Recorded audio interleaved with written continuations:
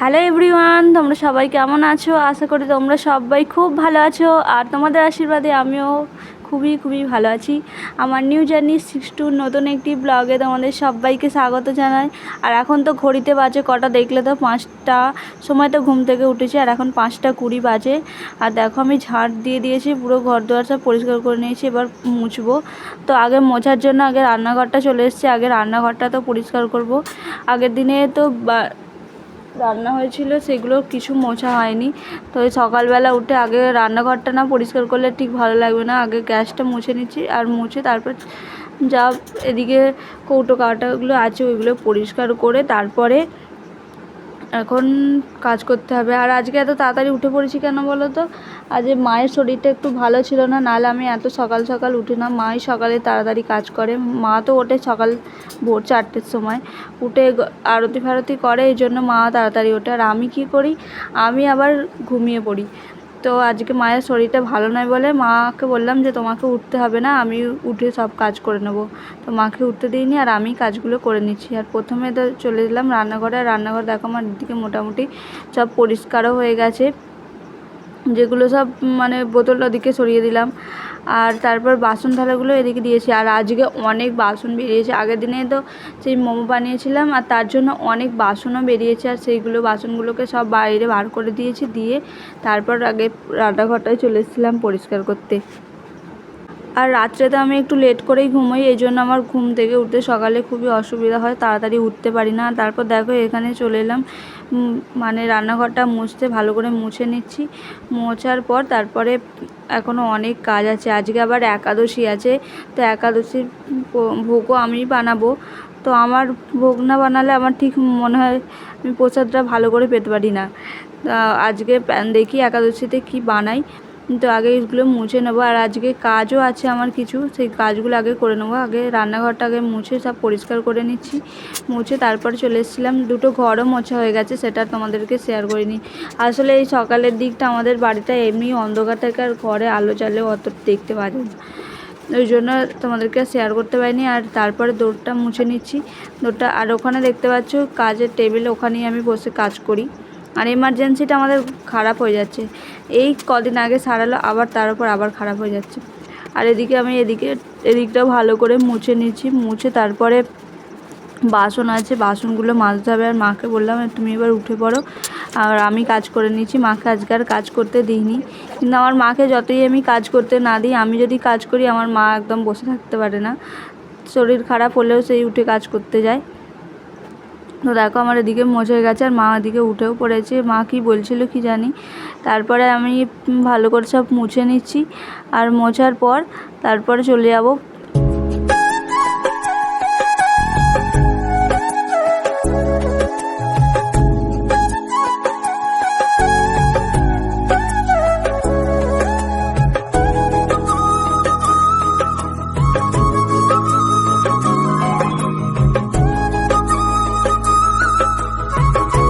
আমার এই সকালবেলা উঠেই কাজ করতে একদম ভালো লাগে না, যে উঠেই ঝাড় দেওয়া, বাসন মাজা, ঘর মোছা, এইসব এগুলো মনে হয় এই 10-15 মিনিট বসে একটু রেস্ট নিয়ে ঘুমটা একটু ভালো করে চালাই, তবে একটু ভালো কাজে মানে মন দিতে পারবো।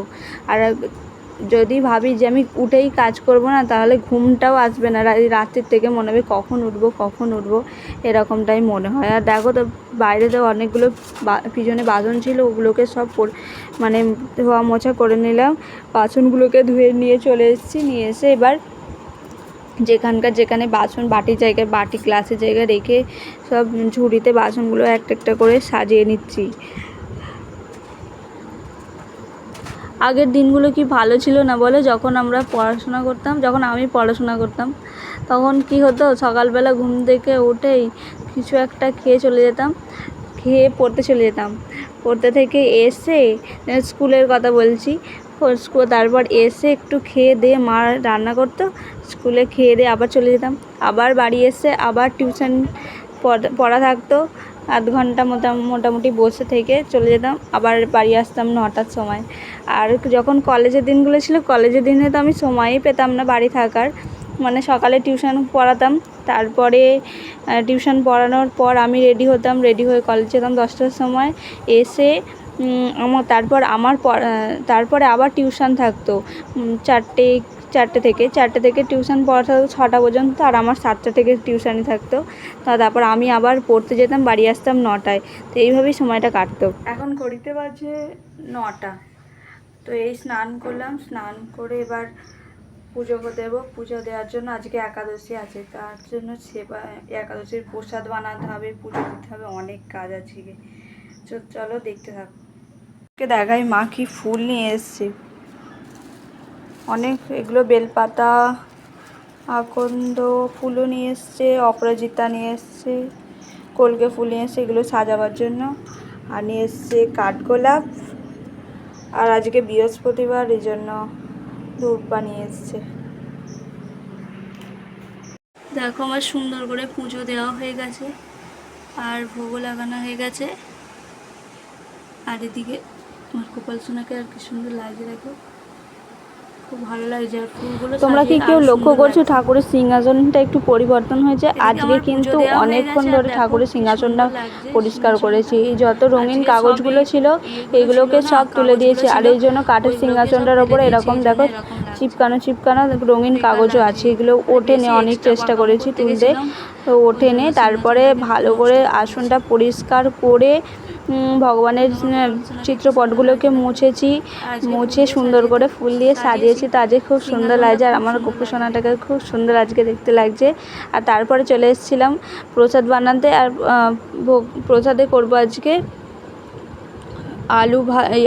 আলু তো ভাজা করব, আলু আর সাবু ভাজা করব বাদাম দিয়ে, আর ওই জন্য বাদামগুলোকে আগে ভাজতে দিয়েছে। এটা হচ্ছে সাবু আর আলু বাদাম ভাজা। আর এই সবজিগুলো দেখতে পাচ্ছি, এই সবজিগুলো দিয়ে একটা রসা করবো। আর এদিকে দেখো আমার আলুটা সিদ্ধ বসিয়ে দিয়েছি, অনেকটা মানে আমরা 3 জনে খাবো জন্য অনেকটা ভাজা, তো অনেকটা মানে ভাজতে অনেকটা টাইম লাগবে, এই জন্য শাক একটু সিদ্ধ বসিয়ে দিয়েছি। আর এদিকে দেখো অনেক ঠাকুরের বাসনগুলো, এগুলোকে মা সব ধুয়ে দিয়েছে, আর জামা কাপড়ও মেলে দিয়েছে।